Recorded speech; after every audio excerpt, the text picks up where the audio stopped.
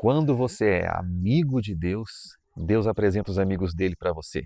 Esse é o nosso segundo vídeo da série Orando como Jesus. E o tema de hoje é Jesus ora por ajuda. Em Mateus capítulo 9, versos 35 a 38, Jesus está pregando o evangelho, percorrendo as cidades, trazendo a sua palavra, aquilo que ele carregava, curando uma sorte de enfermidades, expulsando pessoas demonizadas, quando de repente ele se depara com um choque de realidade. Ele olha e vê uma multidão enorme.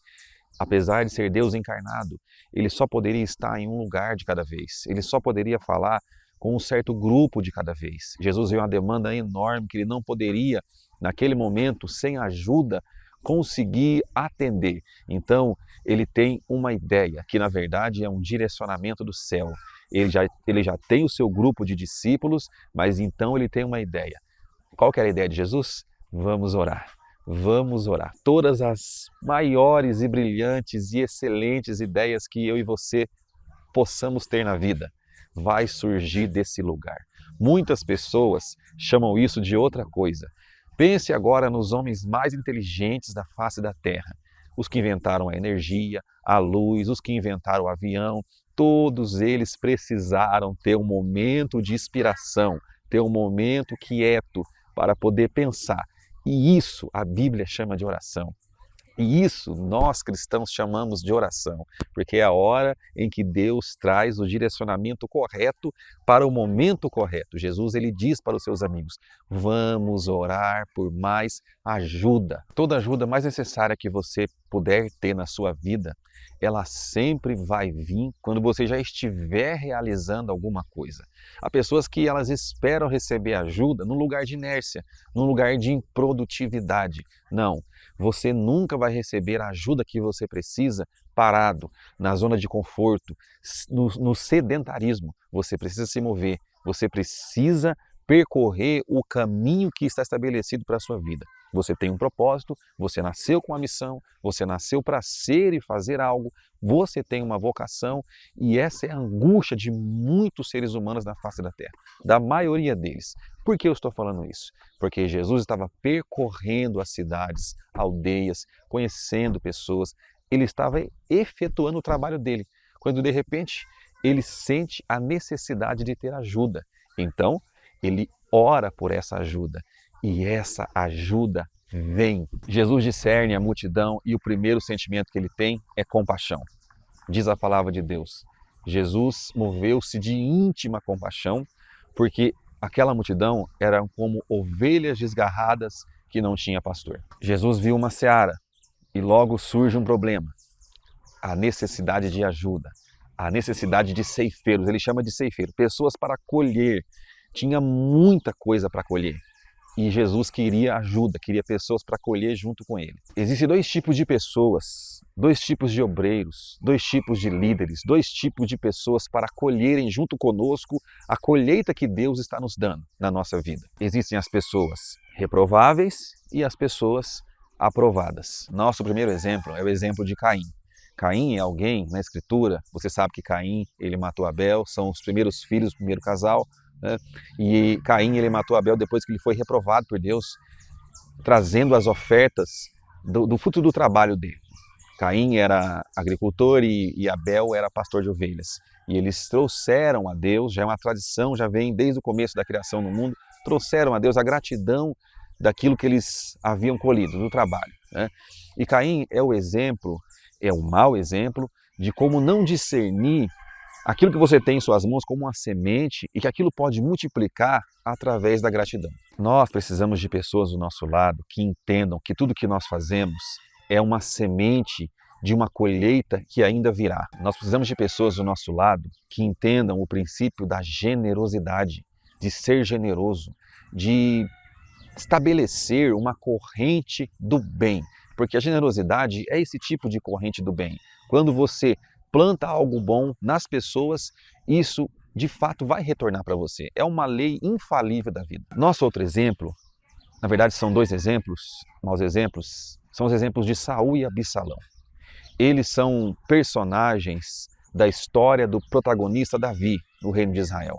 Davi, ele precisa, antes de assumir o reinado total de Jerusalém e de Judá e de Israel, ele precisa passar pelo reinado de Saul. Saul era alguém que ele tinha sido escolhido por Deus, que ele tinha sido ungido por Deus, mas que ele foi reprovado por Deus por falta de discernimento e de sabedoria com aquilo que ele estava carregando e com aquilo que estava nas mãos dele, com a semente dele. Já Absalão era alguém que não tinha sido escolhido por Deus, que não tinha sido ungido por Deus e que quis tomar à força o lugar de honra que Deus tinha reservado para Davi. Na nossa vida vão existir essas pessoas, pessoas que vão ter dom, talento, chamada, mas não vão ter a sabedoria e não vão querer essa sabedoria, e pessoas que vão querer tomar à força esse lugar de honra. E nós temos que ter esse discernimento em relação a esse tipo de pessoa. O nosso outro exemplo é Judas. Judas é alguém que ele é escolhido por Jesus. É alguém que ele vê os milagres de Jesus. É alguém que ele era muito sábio, era letrado, sabia escrever. Ele era o tesoureiro de Jesus. Ele estava do lado de Jesus, ali na missão de Jesus. Mas o que aconteceu com ele? Ele se decepcionou com Jesus. Jesus foi a maior frustração da vida de Judas. Por quê? Judas ele queria revolução. Judas ele esperava que Jesus iria tomar à força a independência de Israel de Roma. E isso foi tão forte no coração dele que causou uma frustração tamanha que Judas ele pôde dar lugar à maldade de trair Jesus por ter se decepcionado com ele. Quando Jesus fala para os seus amigos no jardim da oração sobre tentação, orai e vigiai para que não entreis em tentação, a tentação ali era justamente aquilo que aconteceu com Judas, vender Jesus. Então veja, Jesus, se você não enxergar Jesus corretamente, ele pode ser a maior frustração da sua vida. Judas, ele vendeu Jesus e você pode estar sendo tentado nesse momento a vender Jesus, a vender sua fé, a vender seus sonhos, a vender seu propósito. Não faça isso. Fique atento em relação a esse tipo de pessoa que quer ser revolucionário. Hoje vivemos isso. Vivemos isso hoje. Estamos numa época em que estão surgindo cada vez mais pessoas que querem inventar a roda. Pessoas que querem fazer revolução, mas revolução na força do braço, revolução na força do conhecimento. Jesus não fez isso. Sabe qual foi a revolução de Jesus? O amor. Porque até Jesus dizer a frase, amai seus inimigos, nem Platão tinha dito, nem Sócrates tinha dito, ninguém tinha dito. Jesus foi o primeiro a dizer essa frase, amem seus inimigos. A revolução de Jesus é a revolução do amor. E Judas, bem como o próprio Barrabás, que foi solto no lugar de Jesus, você sabe a história, queriam essa revolução, queriam ser revolucionários.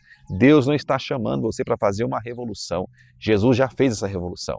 Ele está chamando você para ajudar ele a conquistar todas as pessoas desse mundo para essa revolução que é o Evangelho da salvação de Deus, o Evangelho do arrependimento, de mudar de vida.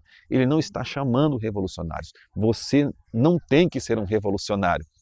Você tem que ser um pescador de homens. Você tem que fazer parte do projeto de Deus, do projeto de Jesus. Jesus já fez por nós, ele já morreu na cruz, ele já veio nos salvar. O Evangelho é o projeto que dá certo e você precisa crer nisso. Nós precisamos de pessoas do nosso lado que têm uma missão clara e definida.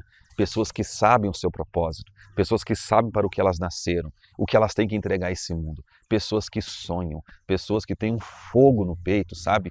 Precisamos desse tipo de pessoas ao nosso lado. Nós precisamos de pessoas que não são possuidoras de nada nessa vida. Precisamos de pessoas que são mordomos, que são administradores de tudo que eles têm. Eles sabem, como o apóstolo Paulo diz, nada manifesto é que nada trouxe para essa vida e nada dessa vida eu levarei.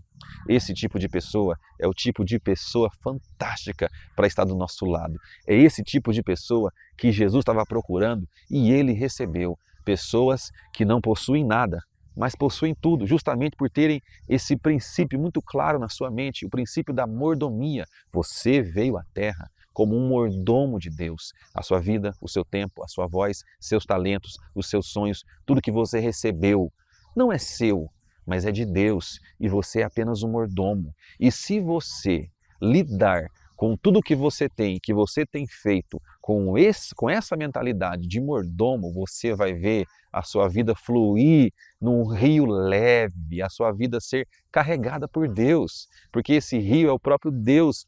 E quando nós temos esse princípio de mordomia claro em nós, é nesse rio que nós vamos, esse rio leve. Jesus ele chamou pessoas para estarem com ele na sua missão, e essas pessoas, segundo os próprios ensinamentos de Jesus, seriam pessoas que ou elas seriam recebidas como enviados de Jesus, ou elas seriam testemunhas para julgar aquelas pessoas a quem elas foram enviadas e foram rejeitadas.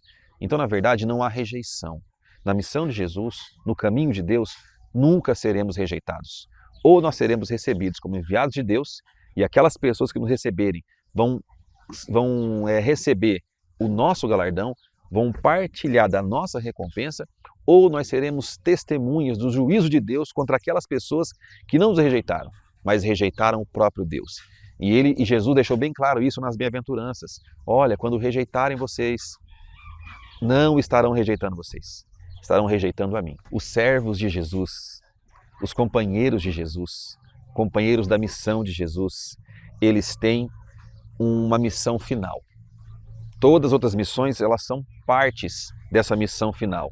E qual que é essa missão final? Em Mateus 10, 25, essa missão final é se tornar como seu mestre. Jesus diz, basta ao seu discípulo ser como o seu Senhor. Isso é uma grande chave. Por quê? Porque um missionário, ganhador de almas, um evangelizador, o fim dele não é ganhar almas. O fim dele é se tornar como seu mestre. Porque se ele ganhar muitas almas para Jesus, trazer muitas pessoas para uma igreja, para uma comunidade de fé, mas ele não se tornar como seu mestre, ele perdeu a missão dele. O fim de todo servo de Jesus, companheiro da missão de Jesus, é se tornar como seu Senhor. Essa oração que Jesus faz por ajuda, por obreiros, por companheiros da sua missão, no capítulo 9 de Mateus, versículos 35 a 38, se eu não me engano, é respondida no próximo capítulo, no capítulo 10. Quem que se torna a resposta dessa oração? O próprio Jesus com seus discípulos. O que torna essa oração especial é porque nós aprendemos o princípio. Missões se faz em comunidade. Todo serviço a Deus e, na verdade, todo serviço prestado a esse mundo, que tem o poder de transformar esse mundo. E eu estou falando isso porque eu sou alguém que quer transformar esse mundo. E você deveria ser esse tipo de pessoa também que quer transformar o mundo e não quer só se divertir, ser feliz e realizar os seus sonhos, mas você quer transformar esse mundo. Nós podemos fazer melhor se nós fizermos com o melhor de outro alguém do nosso lado. Você nunca vai ser melhor em nada se você não agregar o melhor de outro alguém na sua vida. Esse foi o nosso vídeo sobre a oração de Jesus por ajuda, da nossa série Orações como Jesus. Continue acompanhando nossos próximos vídeos, curta o nosso canal, compartilhe, se inscreva, mande para quem você quiser e que Deus abençoe a sua vida.